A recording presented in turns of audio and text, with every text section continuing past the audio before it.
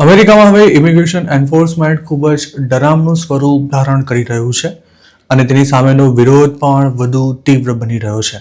મિનિયાપોલિસ શહેરમાં શનિવારના રોજ ફેડરલ એજન્ટ દ્વારા કરાયેલા ફાયરિંગમાં વધુ એક યુએસ સિટીઝનનું મોત થઈ જતા સેંકડો લોકો રસ્તા પર ઉતરી આવ્યા હતા અને અગાઉ જાન્યુઆરી 7ના રોજ પણ કારમાં બેઠેલી એક અમેરિકન મહિલાને આઈસના એજન્ટે 3 ગોળી મારતા તેનું મોત થઈ ગયું હતું. આ ઘટનામાં મોતને ભેટેલા 37 વર્ષના યુવકનું નામ એલેક્સ પેટી હોવાનું જાણવા મળ્યું છે. જોકે તેને કયા સંજોગોમાં શૂટ કરાયો તેની કોઈ ખાસ માહિતી હજુ સુધી ઉપલબ્ધ નથી કરાવાઈ. આઈસીયુમાં નર્સ તરીકે ફરજ બજાવતો એલેક્સ વિરોધ પ્રદર્શનોમાં સામેલ થયો હતો. દેખાવકારો અને ફેડરલ એજન્ટ્સ વચ્ચે થયેલી અથડામણ દરમિયાન થયેલા શૂટિંગમાં એલેક્સને ગોળી વાગી હતી, જેમાં તેનું મોત થઈ ગયું હતું. ડિપાર્ટમેન્ટ ઓફ હોમલેન્ડ સિક્યોરિટીના પ્રવક્તા ટ્રેસિયા મેકલાફ્લિને આ અંગે માહિતી આપતા જણાવ્યું હતું કે ફેડરલ એજન્ટ્સ એક ઓપરેશન કન્ડક્ટ કરી રહ્યા હતા ત્યારે ડિફેન્સિવ શોટ્સ ફાયર કરાયા હતા. મતલબ કે સ્વ બચાવમાં એજન્ટ્સ દ્વારા ફાયરિંગ કરવામાં આવ્યું હતું. તેમણે એવો પણ દાવો કર્યો હતો કે એક બંદૂકધારી પ્રોટેસ્ટર એજન્ટ્સની નજીક આવી ગયો હતો અને જ્યારે તેનું હથિયાર છીનવી લેવાનો પ્રયાસ કરાયો ત્યારે તેણે પ્રતિકાર કરતા એજન્ટ્સને ફાયરિંગ કરવાની ફરજ પડી હતી. જોકે શૂટિંગ સાઇટ પર હાજર લોકો દ્વારા લેવામાં આવેલા વિડીયોમાં મૃતકના હાથમાં એક ફોન હોવાનું ચોક્કસ દેખાયું હતું, પણ તેના બીજા કોઈ હાથમાં હથિયાર હોય તેવા કોઈ જ દ્રશ્યો હજુ સુધી સામે નથી આવ્યા. તો બીજી તરફ લોકલ પોલીસનું એવું કહેવું છે કે મૃતક પાસે ગન રાખવાની પરમિટ હતી, પણ શૂટિંગ થયું તે વખતે તેની પાસે ગન હતી કે નહીં તેની કોઈ વિગતો ઉપલબ્ધ નથી. ડીએચએસના સેક્રેટરી ક્રિસ્ટીન નોમને એક પ્રેસ કોન્ફરન્સમાં મૃતક પાસે હથિયાર હતું કે કેમ તેમજ તેણે હથિયાર ફેડરલ એજન્ટ્સને બતાવ્યું હતું કે નહીં તે અંગે સવાલ પૂછાયો હતો, પણ તેમણે કોઈ વધારાની માહિતી આપવાનો ઇનકાર કરી દીધો હતો.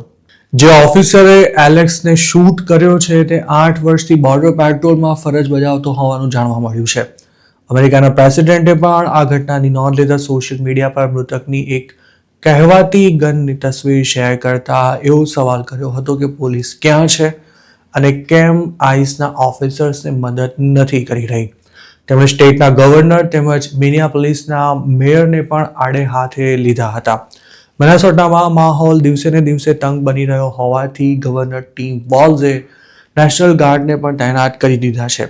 શનિવારે પ્રોટેસ્ટર્સને કાબૂમાં લેવા માટે શૂટિંગ સાઇટ પર નેશનલ ગાર્ડ મોકલવામાં આવ્યા હતા. આ ઉપરાંત ફેડરલ બિલ્ડિંગને પણ પ્રદર્શનકારીઓએ ઘેરી લેતા ત્યાં પણ તેમને તૈનાત કરવાની ફરજ પડી હતી. જાન્યુઆરી 7ના રોજ મિનિયાપોલિસમાં 37 વર્ષની રેની ગુડને શૂટ કરાઈ તેના માંડ 1 માઇલ દૂર જ એલેક્સને પણ શૂટ કરી દેવાયો છે. તેની ફેમિલીએ એક નિવેદનમાં એવું જણાવ્યું છે કે એલેક્સ વિશે સરકાર જુઠ્ઠાણું ચલાવી રહી છે. તેની પાસે હુમલા વખતે કોઈ ગન નહોતી અને તેમના જમણા હાથમાં ફોન હતો તેમજ ડાબો હાથ ખાલી હતો અને તે માથાની ઉપર હતો.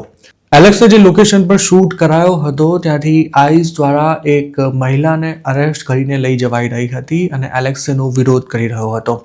તે વખતે તેને જમીન પર પાડી દઈ પેપર સ્પ્રે કરવાની સાથે ગોળી પણ મારી દેવાઈ હોવાનો એલેક્સના ફેમિલી મેમ્બર્સનો દાવો છે.